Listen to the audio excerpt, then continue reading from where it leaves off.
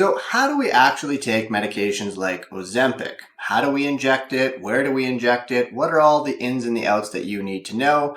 This is definitely something I've gone over previously, but we're going to go over it again because a lot of people have been asking me about it. Now, for those of you that don't know, Ozempic and many of the other medications that are coming to market for obesity and for diabetes management are coming in an injectable form. And what these medications are called GLP-1 receptor agonists. And so what they do is they mimic the GLP-1 hormone that's naturally produced by our body when we eat food. And so in a sense, we're basically mimicking this hormone and the effects that it has for managing our blood sugars. It acts at our pancreas and our liver in order to reduce your blood sugar levels down.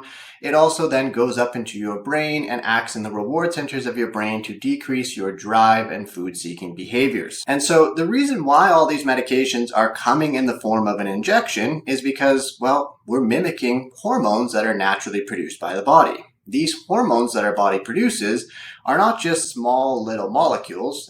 Technically, you can't see them or anything like that, but they're very large, complex molecules that have various protein structures and folds and do all kinds of wacky and wackadoodle things. And thus, they need to go through an avenue that they can get into the body in order to have an effect. You see, when you take a medication by mouth, that drug has to go through your gastrointestinal tract and ultimately survive a pretty harsh environment before it gets anywhere near to entering your bloodstream and having the effect that you want it to have in your body. And you see, when we have a very large molecule, which in often many cases is quite sensitive and fragile, if it has to go through a very acidic and then basic and then cross over some very tight avenues and junctions and such like that in the GI tract, well, that's going to be a bit of a problem. And so when we inject medications like these, such as Ozempic, and we inject it into the fatty subcutaneous tissues, it allows a lot more of that drug to get into the body. It bypasses that harsh environment that is our gastrointestinal tract, and it allows it to have a much more potent effect within our bodies. Now, Ozempic and many of the other GLP-1 medications such as Trulicity and Mounjaro are once weekly injections that are injected into that subcutaneous tissue. And what I mean by subcutaneous is basically it's getting injected into the fat tissue. If we were to look at your skin and the layers, there's multiple layers to your skin, and then we get to the fat area, and then below that we get to our muscle tissue and such like that. Saxenda is a bit of an exception in that it's not a once weekly injection, it is a once daily injection. Now, why there's a difference between Saxenda and Ozempic is largely to do with the half-life of the medication, or how quickly that drug gets broken down inside of the body, and therefore we need to do another dose in order to keep a good steady level of that drug in the body. So Ozempic and many of the other once weekly injections last for a period of about 7 days before their concentration really starts to drop off and starts to have less and less of an effect. So therefore we inject it once a week. Whereas Saxenda, on the other hand, it's going to be clearing out of your system a lot more quickly. Within a 24-hour period, it'll start to fall in its concentration,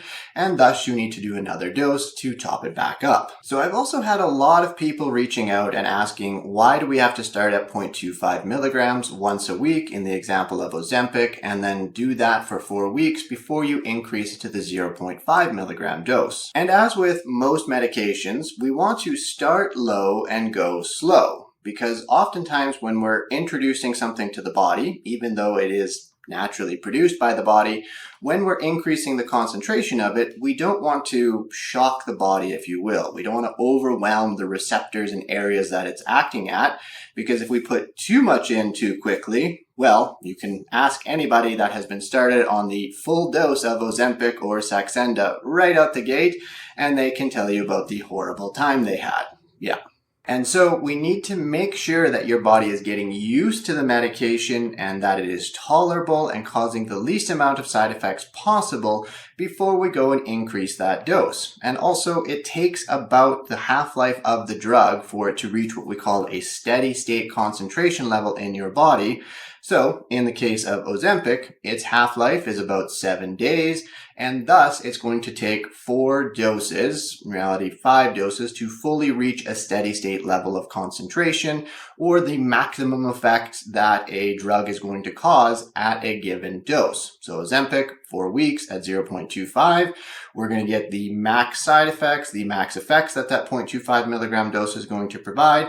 Then we can go up to that 0.5 milligram dose if you are tolerating it the following week. Saxenda, on the other hand, we go up by 0.6 milligrams each week. We do 0.6 milligrams a day for 1 week, and then we go up to 1.2 and so on.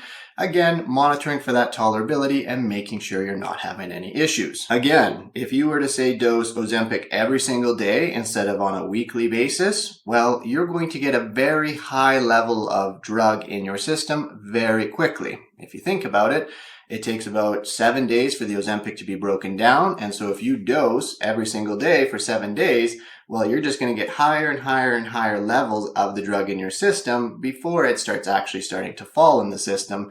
And again, you're going to be in a lot of pain. And of course, as a quick reminder, if you're getting value out of this video and any of my other videos, don't forget to like, subscribe, and share them to all of your friends as well. Check me out on my other channels at The Official Dr. Dan, and check out my links down below to my Amazon storefronts where you can check out the various products that I recommend for people that are on their weight loss journey and tolerating some of the side effects that may come with the GLP-1 receptor agonists. All right, so how do you actually go about injecting these medications? Well, obviously these pens, at least for the most part, Mounjaro, I'm going to do a separate video in terms of their single dose vials and using the insulin syringes. But with Ozempic and Saxenda, for example, what they do is they come in a pen just like this. You have let me showcase the pen here for you. You have your tip here where the needle is going to go on. Unfortunately, I seem to have lost the needle that I had for these guys, but it is a tiny little needle that goes onto the tip there and gets your pen ready for the injection. Now, as a side note, because I've heard some very horrifying stories in the past, anytime you go to do an injection, please use a new needle every single time. You're not saving money, you're not saving the planet or anything like that. By reusing needles, all you're going to cause is, well, the needle's going to be very dull after a single injection, and so it's going to hurt. You're going to increase your risk of infections and such like that, and also lead to things like bruising and just a whole pile of unpleasantness. So definitely change your needle every single time. And don't use a matchbox to sharpen the needle or a lighter to re-sterilize it. That's true stories. Have had multiple patients do that. Terrifying. Yeah. Okay, so instead of me showing you all the various areas of where we're going to inject this medication, I managed to find a lovely little diagram here where you can see where we are to inject the medication for the subcutaneous injections. The main areas that you can see here are on the abdomen, the back of the arms, and on the thighs, kind of on the top outer side of the thigh. Again, what you really want to aim for here is the fat tissue itself. So sometimes with the legs, people might not have as much fat tissue there, so you might have to pinch it.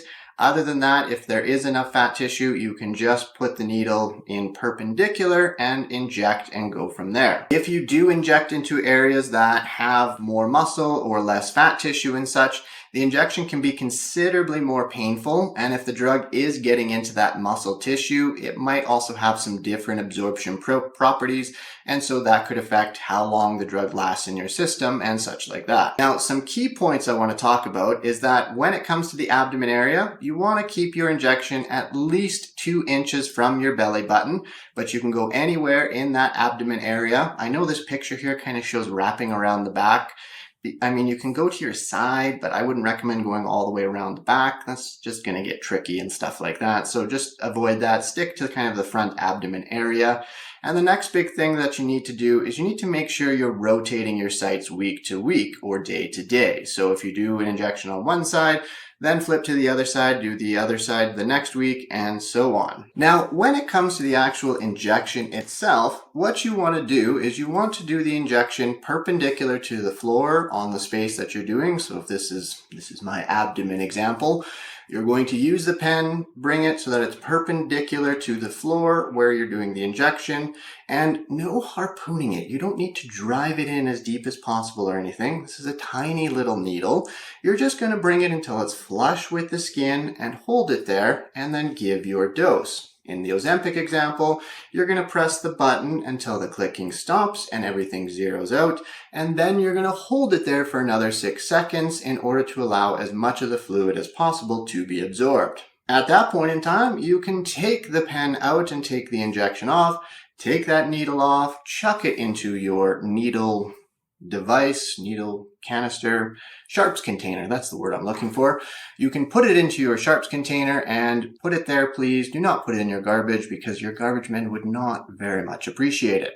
Now, the other thing I want to say is that having some fluid come back out of the site or kind of be left at the injection site itself is perfectly normal. There is nothing to worry about. I assure you, you got a large amount of that dose inside of you, and that little amount of fluid is not going to make a difference. Now, a few other points to know, just because I've heard of other stories and stuff. These drugs do not work via spot fat reduction. So you can't be like, oh, I have extra fats on my chest or my calves or something like that, and if I inject the drug into there, that's going to reduce the fat in that area. That is not how this process works. So there's no spot reduction going on.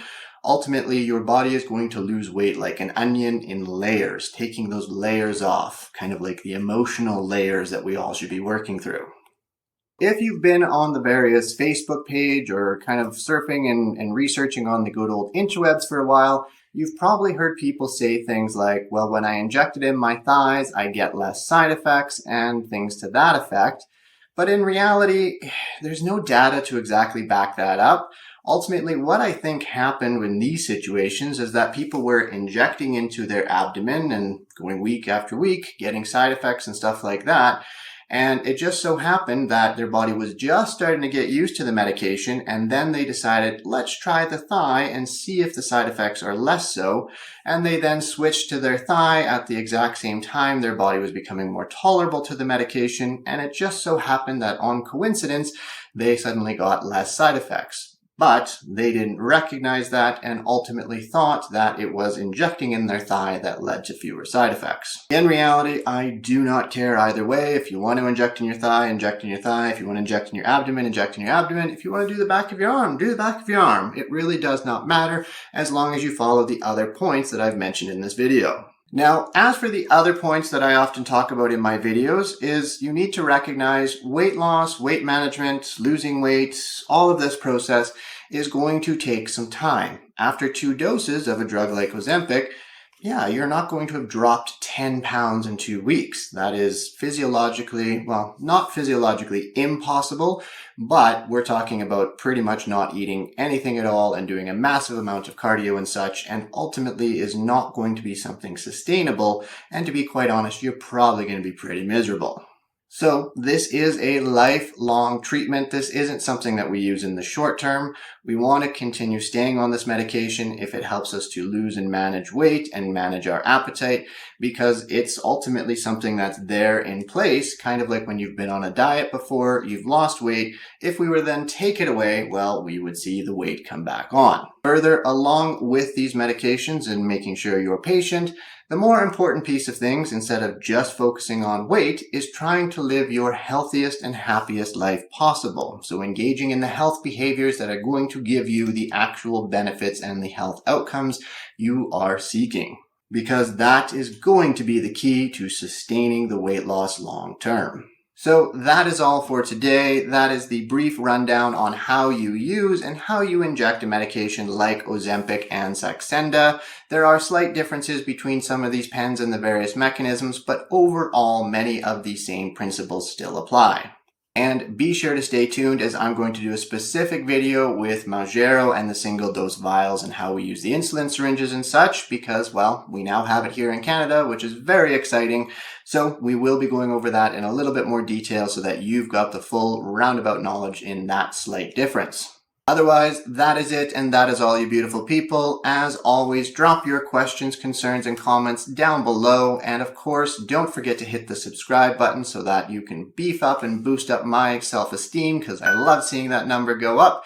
As well, be sure to like, share, and send this video to as many people as you possibly can who you think would benefit. And again, check me out on my other channels at The Official Dr. Dan, and check out the links to my Amazon storefronts down below so that you can find some products that may help you on your weight management journey. And of course, always remember that small tweaks lead to massive peaks.